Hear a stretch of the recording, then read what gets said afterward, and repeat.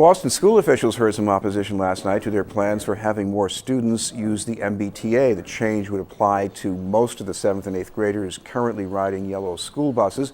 Last night, officials outlined plans for shuttle connections and safety measures, but some parents say the plan's too risky.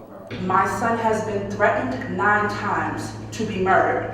He is in high school in Hyde Park and we live in Roxbury. He cannot go to Ruggles. He cannot go to Roxbury Crossing. He cannot go to Jackson. I have to pick him up from Forest Hills so that I can ensure that he makes it home alive. When my son switched to the T, it takes him a whole 3.5 hours longer to get to the house. So now he's not getting home at 4:10, 4:15. He's getting home almost at 9 o'clock at night.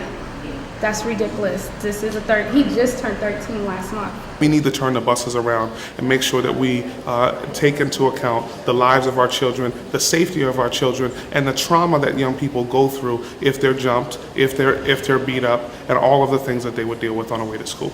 Now with the notion of cutting middle school busing for 7th and 8th graders, it creates this decision where parents now have to rely on the MBTA to keep their children safe if they want them to go to a quality school, as opposed to having them go to the schools that are closer to home that may be underperforming. Our challenge this year is we've had to find $100 million in the budget to reduce our budget by.